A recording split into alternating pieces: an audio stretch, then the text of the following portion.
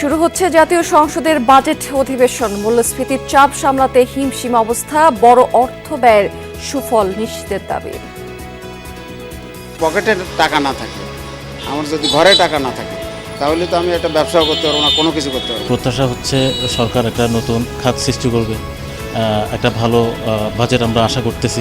আমাদের যে বাজেট আছে, বাজেটটা যেন কৃষি বান্ধব বাজেট হয়। ব্যাংক সংস্কার কমিশন গঠন করবে সরকার, জানিয়েছেন তথ্যমন্ত্রী। গণমাধ্যমকে দায়িত্বশীল ভূমিকা রাখার আহ্বান।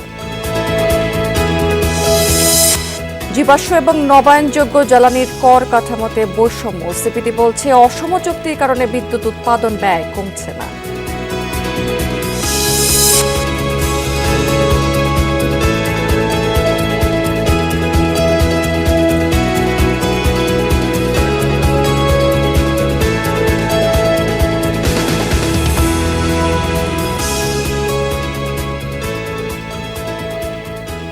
আমন্ত্রণ বিজনেস টুডেতে এতক্ষণ শিরোনাম দেখছিলেন, এবার চলে যাচ্ছে পুরো খবর এবং পুরো সময় জুড়ে আপনাদের সাথে থাকবো আমি রাবেয়া স্মৃতি। শুরু হচ্ছে ত্রয়োদশ সংসদের বাজেট অধিবেশন। এই বিষয়ে একটু বিস্তারিত তথ্য আমরা একটু জেনে নিতে চাই আমাদের সহকর্মীর মাধ্যমে। সংসদ ভবন এলাকা থেকে যুক্ত হচ্ছেন আমাদের সহকর্মী সাইফুদ্দিন রবিন। বাজেট পেশের প্রস্তুতি সম্পর্কে তো জানবো, আর একটি বিষয় জানবো যে অধিবেশন আসলে কয়টা নাগাদ বা কখন শুরু হতে পারে? ঠিক ৩টা নাগাদই আনুষ্ঠানিকভাবে এই অধিবেশনটি শুরু হওয়ার কথা রয়েছে স্মৃতি, এবং ইতিমধ্যেই অধিবেশনকে ঘিরে সংসদ সদস্যরা, অর্থাৎ সরকার দলীয় সংসদ সদস্য, বিরোধী দলীয় সংসদ সদস্য যারা রয়েছেন তারা ইতিমধ্যেই প্রবেশ করেছেন এবং এখনও করছেন।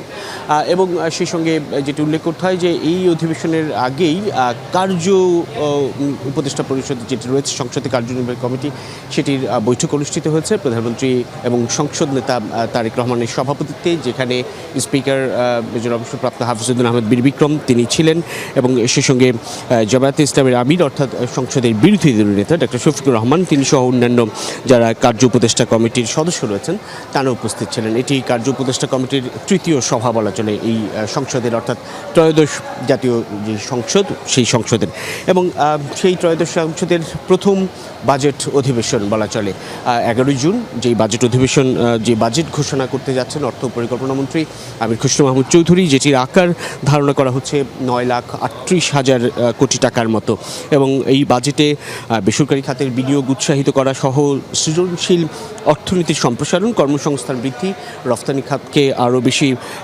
প্রতিযোগিতা সক্ষমতা বাড়ানো এবং ব্যবসা বাণিজ্য পরিবেশ উন্নয়নের উপর বিশেষ গুরুত্ব দেওয়া, সেই বিষয়গুলিকে প্রাধান্য দেওয়া হবে বলে ধারণা করা হচ্ছে। এবং সরকারের তরফ থেকে বা যারা দায়িত্বশীল অর্থ মন্ত্রণালয় সংক্রান্ত তারা যেমনটি বলছেন যে জনগণের উপর যেন বাড়তি করের বোঝা চাপিয়ে দেওয়া না হয়, সেই বিষয়টি লক্ষ্য রাখা হবে এবারের বাজেটে। যে বাজেট আসলে এই নতুন সরকারের জন্য একটা বড় চ্যালেঞ্জও বটে। আন্তর্জাতিকভাবে নানান ধরনের সংকট, সেই সঙ্গে দেশ জুড়ে যে মূল্যস্ফীতি বিরাজমান, সেসবের প্রেক্ষিতে এবং বিগত সরকারের রেখে যাওয়া অর্থনীতি সামাল দিয়ে নতুন একটি চমক জায়গা নিয়ে বাজেট কিংবা জনস্বার্থ সংশ্লিষ্ট বাজেট ঘোষণা করতে যা পারবে কিনা এই সরকার, সেটির দিকেই মূলত তাকিয়ে আছে সাধারণ মানুষ, এবং অপেক্ষা 11 জুনের যেই 11 জুনের বাজেটকে ঘিরে মূলত আজকের এই বাজেট অধিবেশন শুরু হলো। স্মৃতি। রবিন, অনেক ধন্যবাদ আপনাকে। অসহনীয় মূল্যস্ফীতিতে নাকাল সাধারণ মানুষেরা। জীবনযাত্রার ব্যয় বাড়ছে প্রতিদিন। নতুন কর্মসংস্থান তৈরিতে নেই কোনো সুখবর। আসছে বাজেটে ঠিক কী ধরনের মিলবে স্বস্তি সেই বার্তা? শিক্ষার্থী থেকে চাকরিজীবী, ব্যবসায়ী থেকে প্রান্তিক কৃষক, সবারই চাওয়া বাজেটের অর্থ ব্যবহার হোক সুষ্ঠুভাবে। বড় অর্থ ব্যয়ের সুফল নিশ্চিত করবে সরকার।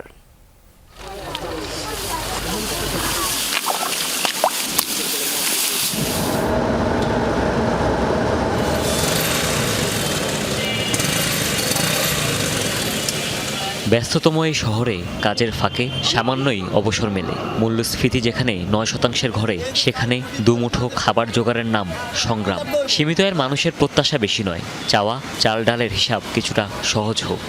সরকার জিনিসপত্রের দাম কমায় রাখলে তো আমরা দিনমজুরি মানুষ খায়া চলে শান্তি পাবো।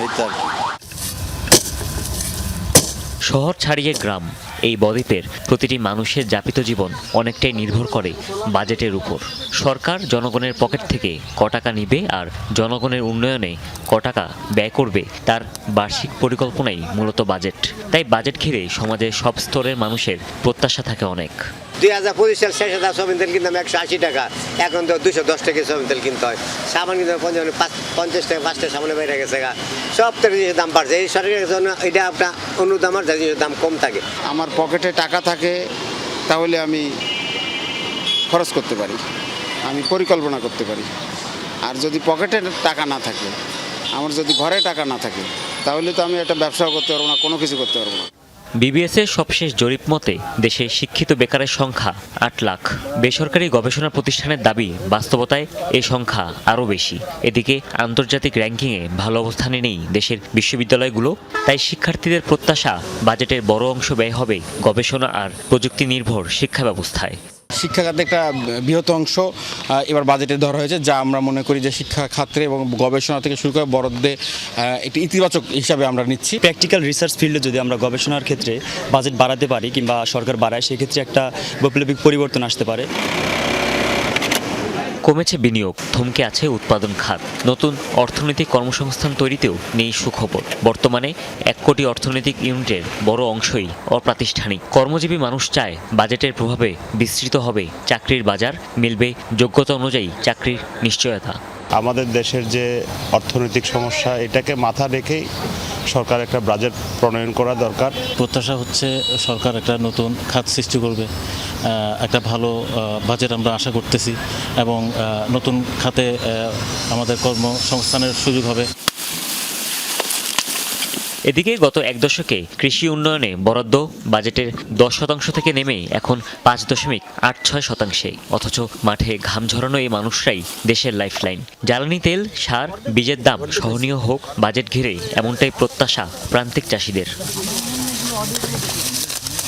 আমাদের যে বাজেট আছে, বাজেটটা যেন কৃষি বান্ধব বাজেট হয়। কৃষি যন্ত্রাংশ আমদানি করতে যে পরিমাণ 56% ট্যাক্স সরকার বসিয়ে রেখেছে, যেগুলো আসলে অযৌক্তিক।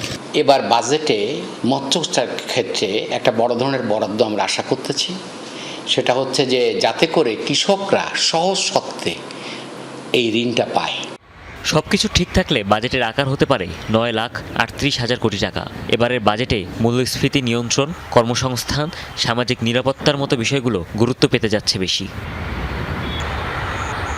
হুমায়ুন রশিদ, যমুনা নিউজ, ঢাকা। ব্যাংকিং খাতে সুশাসন ফেরাতে সংস্কার কমিশন গঠন করা হবে। ব্যাংকিং খাতে সুশাসন এবং গণমাধ্যমের ভূমিকা বিষয়ক সেমিনারে এমন মন্তব্য করেছেন তথ্যমন্ত্রী জহির উদ্দিন স্বপন। অর্থনৈতিক সাংবাদিকদের সংগঠন ইআরএফ এই সেমিনারের আয়োজন করেছে। মন্ত্রী এ সময় বলেছেন যে গণমাধ্যম হচ্ছে সমাজের আয়না, ভালো মানের আয়নার সঠিক প্রতিবিম্ব তৈরি করে। তেমনি গণমাধ্যমেও স্বচ্ছ চিত্র উঠে আসা প্রয়োজন। তিনি আরও বলেছেন যে রাষ্ট্র যদি কোনো ধরনের তথ্য বিকৃতি বা ম্যানিপুলেশনের সাথে জড়িত থাকে, তাহলে বাস্তব চিত্র পরিবর্তন সহজ হয়ে যায়। তাই তথ্য প্রকাশের আগে এর পেছনে কারো পৃষ্ঠপোষকতা রয়েছে কিনা তা খতিয়ে দেখা খুবই জরুরি। রাষ্ট্র যদি সমাজের সুশাসন তৈরি করতে না পারে, ব্যাংকিং খাতেও স্বস্তি ফিরবে না। সুশাসন ফেরাতে গণমাধ্যমকেও ভূমিকা রাখতে হবে। আরও বলেছেন যে পুঁজির উৎস তৈরি করা দরকার, অন্যথায় ছোট উদ্যোক্তা তৈরি হবে না, কর্মসংস্থানের সুযোগ সংকুচিত হবে। তখন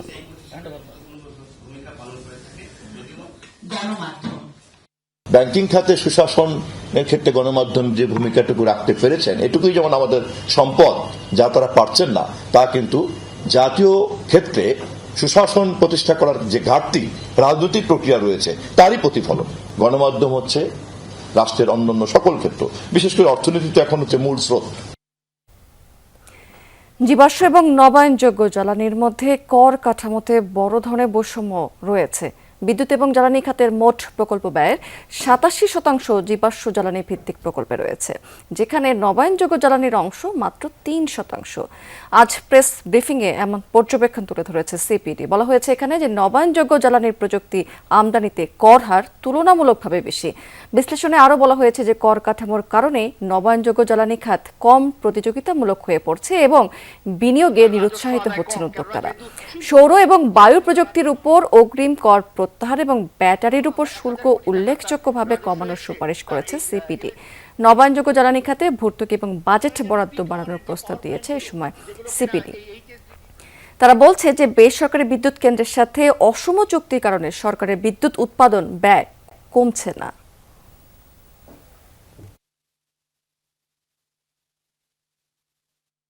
কাউকে ফেভার করা, কাউকে ডিসফেভার করা, এভাবে করেই কিন্তু আমরা দেখা যাচ্ছে যে আমরা এক ধরনের সুবিধা জীবাশ্ম জ্বালানি ক্ষেত্রে রেখেছি এবং অনেক সময় আমরা ভ্রান্তভাবে বলি যে হ্যাঁ এটা কম্পিটিটিভ না আর ওটা কম্পিটিটিভ, কিন্তু পুরো জিনিসটি কৃত্রিমভাবে একটাকে কম্পিটিটিভ করে রাখা এবং কৃত্রিমভাবে আরেকটাকে আনকম্পিটিটিভ করে রাখা, এই জায়গাটি কিন্তু এখানে বলবার জন্যই এই বিষয়টা অবতারণা করা।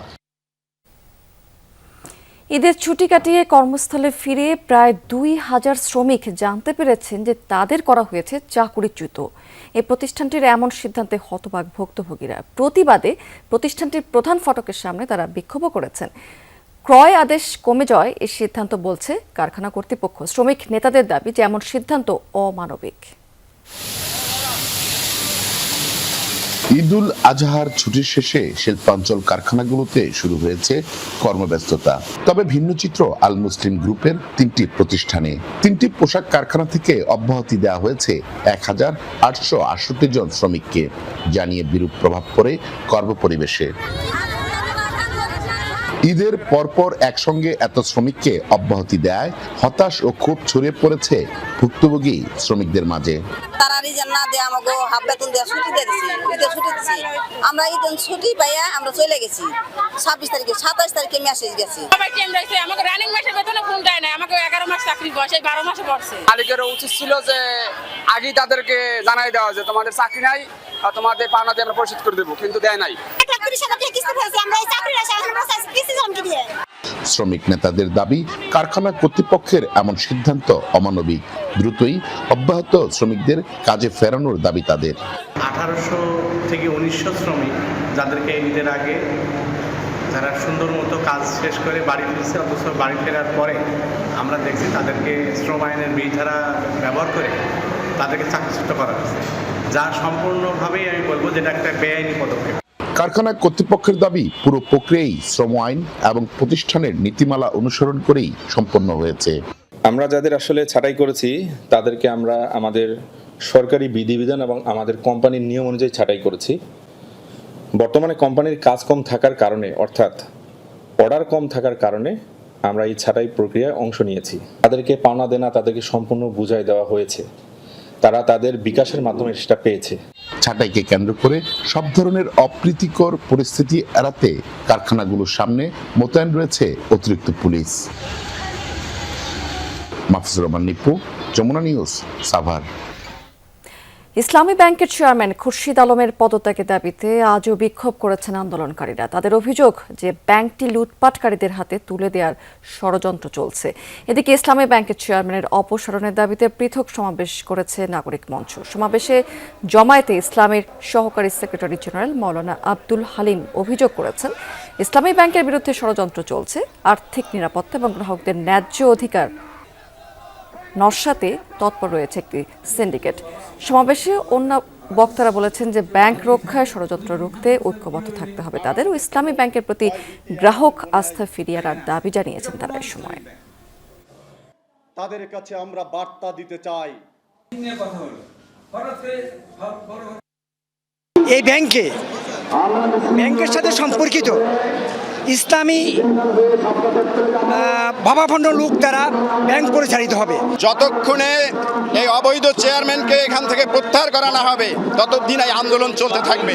ইসলামী ব্যাংক অতীতের ধারাবাহিকতা ব্যাংক পরিচালনার জন্য যোগ্য, দক্ষ, সৎ তাদেরকে নিয়োগ করে।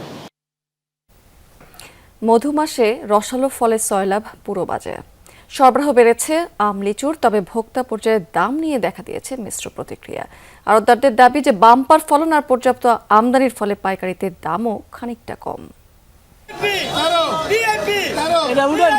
মৌসুমি ফলের গন্ধে মমা করছে চারদিক। মধুমাসের এই সময়ে বাজারে মিলছে ফলের রাজা আম কিংবা লাল টকটকে লিচু, কাঁঠাল সহ বিভিন্ন ফল, যার স্বাদ মুখে পড়তে উন্মুখ ছোট বড় সবাই। আড়তদাররা বলছেন এবার রাজশাহী আর দিনাজপুর থেকে একযোগে ফল বাজারে আসায় সরবরাহ অন্য যে কোনো সময়ের চেয়ে বেশি। বাম্পার ফলন আর পর্যাপ্ত আমদানির ফলে পাইকারিতে দামও খানিকটা কম, যদিও ঈদের আমেজের কারণে কাঙ্ক্ষিত ক্রেতা নেই বাজারে। আমটা এখন সব জায়গায় একই সাথে লেগে গেছে, শুরু হয়ে গেছে। যেমন রাজশাহী, তারপর নওগাঁ, সাবহার, সমস্ত জায়গার আম একত্রে শুরু হওয়ার কারণে বাজারটা একটু কম আছে। কোরবানিতে মানুষ ছুটি ছাটা বাড়িতে গেছে, তারা শহরে আসলে পরে হয়তো একটু বাজারটা ভালো হতে পারে। অন্যান্য বছর থেকে এবার দাম অনেক কম, একবারে কম, ফসল বেশি হয়েছে, এই পাবলিক খাইতে পাইতেছে দাম কমের কারণে। কিন্তু যারা চাষ করছে ওরা কিন্তু টাকা পাইতেছে না, এবছর পাইতেছে না টাকা। দাম কম হয় তো গরিব মানুষ কিনতে পারে, বেশি দাম 100 টাকা কেজি হলো তার আমি 5 কেজি আম নিতে পারতাম না, 500 টাকা লাগতো। তখন 60 টাকা করে কেজি লইছি, মনে করেন 5 কেজি লইছি 300 টাকা, 200 টাকা বাঁচছে আমার। তবে বাজার ভেদে ফলের দামে তারতম্য দেখা যায় বেশ। হিমসাগর, গোপালভোগ, ল্যাংড়া আম মিলছে 60 থেকে 150 টাকা কেজিতে, কিন্তু এখনো বাজারে আসেনি আমরুপালি। অপেক্ষা করতে হবে আরও প্রায় 15 দিন। আর লিচুর শ কিনতে হচ্ছে 400 থেকে 500 টাকায়। তবে সাধারণের নাগালের বাইরে থাকা চায়না ট্রির জন্য গুনতে হচ্ছে 1300 থেকে 1400 টাকা। নিত্য প্রয়োজনীয় জিনিস, অন্যান্য জিনিস যেভাবে বাড়তেছে তার সাথে ফল কিনে খাওয়াটা কঠিন হয়ে যায়। 70-80 কিনা পরে ওয়েস্টেজ লস হয়, আমরা 100-120 বিক্রি করি। গাড়ি ভাড়া সহ ঢাকা আসতে 1000 টাকা খরচ হয় 1000 লিচুতে। এখন তো 400-500 টাকা করে ভালো লিচু পাওয়া যায়, বোম্বাই লিচু। তো 100 লিচুতে 120 টাকা 100 টাকা খরচই পড়ে 100 লিচুতে। তো 300-400 টাকা ঢাকার শহরে লিচু, 400 টাকা লিচু পেলে তাদের দাম বেশি না। সুস্বাদু এসব ফলে রয়েছে যথেষ্ট পুষ্টিগুণ। তীব্র দাবদাহে সুস্থ থাকতে মাংস কিংবা ভারী খাবার কমিয়ে নিয়মিত খাদ্য তালিকায় তাই ফল রাখার পরামর্শ পুষ্টিবিদদের। ভিটামিন আর মিনারেলসটা কিন্তু অবশ্যই আমাদের ফল ও শাকসবজি থেকে আসে, যার কারণে আমাদের কিন্তু গরিব বড়লোক বলে কথা না। আমার পুষ্টি চাহিদা পূরণ করতে গেলে আমাদেরকে অল্প পরিমাণে হোক বা বেশি পরিমাণে হোক, আমাদেরকে সেই খাদ্য তালিকার মধ্যে সকল গ্রুপকে চিন্তা করেই কিন্তু ব্যালেন্স করে একটা খাবার রাখতে হবে। দেশি ফলের বাজার ও চাষিদের সুরক্ষা দিতে সচেষ্ট সরকারও। বিদেশি ফল আমদানি নিরুৎসাহিত করতে বহাল রয়েছে 5% কর। শাজদিন অন্তরা, যমুনা নিউজ, ঢাকা। সরকার নির্ধারিত মূল্যের অর্ধেকেরও কম দামে বিক্রি হচ্ছে কোরবানির পশুর চামড়া। ট্যানারি মালিকদের সিন্ডিকেটের কাছে যেন সবাই জিম্মি। এতে কিশোরগঞ্জের চামড়ার বাজারে দেখা দিয়েছে চরম দর পতন। পুঁজি আর প্রক্রিয়াজাতকরণের খরচ তুলতে না পেরে দিশেহারা হয়ে পড়েছেন মৌসুমী ব্যবসায়ীরা। কিশোরগঞ্জ শহরের মোরগমহল এলাকা। কোরবানি ঈদের পর থেকেই এই স্থানে বসে দেশের উত্তর পূর্বাঞ্চলের প্রসিদ্ধ চামড়ার বাজার। এবার বাজারে চামড়ার সরবরাহ স্বাভাবিক থাকলেও হাসি নেই মৌসুমী ব্যবসায়ীদের মুখে। বলছেন, রাজধানীর বাইরে পশুর চামড়ার যে দাম সরকার নির্ধারণ করেছে তা মানছে না কেউ। প্রতি বর্গফুট চামড়া বিক্রি হচ্ছে 20 থেকে 30 টাকায়। এমন পরিস্থিতিতে দিশেহারা ফরিয়ারা। কিনছি মানে বাজারে এনে দিই 300-400 টাকা দাম। আমরা মতো ঘরের মাল কিনতেছি, কোম্পানি একটাও নাই বর্তমানে। 50 টাকা ফুট নিব, ফুটে তো ওই হিসাব হই নাই। ইয়ার পরে আমরা চালান বুঝি লবণ দিছে, সরাতে বলে লবণ দিব, লবণ শুদ্ধা লবণ নাই। একই চিত্র খাসি ও বকরির চামড়ার বাজারেও। এ যেন কাজীর গরুর দশা। কাগজ কলমে থাকলেও বাস্তবে সরকারি দর মিলছে না। মাত্র 10 থেকে 15 টাকায় বিক্রি হচ্ছে চামড়া। ব্যবসায়ীরা বলছেন, সিন্ডিকেটের হাতে জিম্মি হয়ে পড়েছে চামড়ার বাজার। এতে লাভ তো দূর, খরচই উঠে কিনা তা নিয়ে শঙ্কায় ব্যবসায়ীরা। বাসার পরে 15% মনে করেন মিনিমাম 10 লাখ টাকা লস। চামড়া বিক্রি হচ্ছে 200 থেকে 700-800 টাকা বলে যায়। এই চামড়াটা 700-800 টাকা বিক্রি হচ্ছে, এটার ফুট পড়তে হচ্ছে 30 টাকা। সংশ্লিষ্টরা বলছেন, আগামী বৃহস্পতিবার শেষ হাটে সরাসরি চামড়া কিনবে ট্যানারি মালিকরা। সিন্ডিকেটের দৌরাত্ম্য বন্ধ করলে সেই হাটে মিলবে উপযুক্ত দর। রাহিম সারোয়ার, যমুনা নিউজ। দর্শক এবার জানিয়ে দেবো আপনাদেরকে আজকের পুঁজিবাজার লেনদেনের লাস্ট আপডেট। আজকে কিন্তু সকাল থেকে আমরা বেশ ঊর্ধ্বমুখী প্রবণতাই দেখতে পাচ্ছি পুঁজিবাজারে। ঢাকা শেয়ার বাজার ইন্ডেক্স থেকে যেটি দেখতে পাচ্ছি যে আজকে আমরা দিন শেষে ডিএসসি ব্রড ইন্ডেক্স প্রধান সূচক ঢাকা শেয়ার বাজারে সেটি কিন্তু 41 পয়েন্টের মতো বেড়েছে এবং 5516 পয়েন্ট এই সূচকটি দিন শেষে অবস্থান করছে। আরও দুটি সূচক বেড়েছে, ডিএসসিএস সূচক সেটিও 6 পয়েন্টের মতো বেড়ে 1115 পয়েন্টে অবস্থান করছে। ডিএস30 সূচক সেটি 2087 পয়েন্টে রয়েছে, সেটিও কিন্তু প্রায় 18 পয়েন্টের মতো বেড়ে টোটাল ট্রেড করেছে আজকে দিন শেষে ঢাকা শেয়ার বাজার। আমরা দেখতে পাচ্ছি আজকে লেনদেনের গতিও কিন্তু বেশ ভালো, 1529 কোটি টাকার মতো কিন্তু লেনদেন হয়েছে ঢাকা শেয়ার বাজারে। আজকে বেশিরভাগ প্রতিষ্ঠানের শেয়ারের দামও দিন শেষে বেড়েছে। 184টি কোম্পানির শেয়ারের দাম বেড়েছে, টোটাল 160টি কোম্পানির শেয়ারের দামের পতন হয়েছে এবং 49টি কোম্পানির শেয়ারের দাম অপরিবর্তিত রয়েছে। দেখে আসি টপ 20তে কি অবস্থা। সেখানে কিন্তু ডোমিনেস প্রথম অবস্থানে রয়েছে আজকে এবং টোটাল ট্রেড করে ফেলেছে এই কোম্পানিটি 39 কোটি 59 লাখ টাকার মতো শেয়ার এবং এই কোম্পানি কিন্তু আজকে সকাল থেকে ট্রেড হয়েছে 75 থেকে 80 টাকার মধ্যে, 80 টাকা 30 পয়সা এই কোম্পানির লাস্ট প্রাইস ছিল। দ্বিতীয় অবস্থানে আইপিডিসি আছে এবং এটি আজকে সকাল থেকেই 21 টাকার মধ্যেই কিন্তু লেনদেন হয়েছে, টোটাল ট্রেড করে ফেলেছে যদিও 26 কোটি 78 লাখ টাকার মতো শেয়ার। জেনেক্স ইনফোসিস এটি তৃতীয় অবস্থানে রয়েছে, এই কোম্পানির লাস্ট প্রাইস ছিল 34 টাকা, এরপরে 21 কোটি 72 লাখ টাকার মতো শেয়ার এই কোম্পানিটি টোটাল ট্রেড করেছে দিন শেষে। চট্টগ্রাম শেয়ার বাজার সেখানেও কিন্তু আজকে ঊর্ধ্বমুখী প্রবণতাই দেখতে পাচ্ছি ঢাকা শেয়ার বাজারের মতোই। আজকে সার্বিক সূচক যেটি সিএসপি সেটি কিন্তু আজকে দিন শেষে 131 পয়েন্টের মতো বেড়েছে এবং 15,399 পয়েন্টে এই সূচকটি অবস্থান করছে। টোটাল ট্রেড করে ফেলেছে আজকে সিএসসি 57 কোটি 23 লাখ টাকার মতো শেয়ার এবং 243টি প্রতিষ্ঠানের লেনদেন হয়েছে। এর মধ্যে 133টি দাম বেড়েছে, 80টি কোম্পানির শেয়ারের দাম কমেছে এবং 30টি কোম্পানির শেয়ারের দাম অপরিবর্তিত রয়েছে।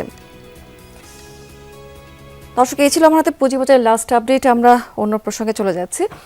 এবার ইরানের জব্দকৃত অর্থ আরব মিত্রদের দেওয়ার পরিকল্পনা করছে যুক্তরাষ্ট্র। ইরানের হামলার ক্ষয়ক্ষতি কাটিয়ে উঠতে এসব অর্থ তাদের ব্যবহার করতে দিতে পারে ট্রাম্প প্রশাসন। সূত্রের বরাতে এই তথ্য প্রকাশ করেছে মার্কিন সংবাদ মাধ্যম সিএনএন। এই সংবাদ মাধ্যমটি জানিয়েছে যে এই প্রক্রিয়া শুরুতে দেশটির অর্থ মন্ত্রণালয় উপসাগরীয় দেশগুলোর পরিস্থিতি মূল্যায়ন করবে, পাশাপাশি ক্ষয়ক্ষতি কাটিয়ে উঠতে আনুমানিক ব্যয়ের হিসাব চাইবে। তবে আনুষ্ঠানিকভাবে এখনো পর্যন্ত এই বিষয়ে কোনো তথ্য দেয়নি ওয়াশিংটন। এখন পর্যন্ত ইরানের পক্ষ থেকেও কোনো প্রতিক্রিয়া জানানো হয়নি। দর্শক এই ছিল বিজনেস টুডে এখনকার আয়োজনে। এতক্ষণ সঙ্গে থাকার জন্য ধন্যবাদ আপনাদের সবাইকে।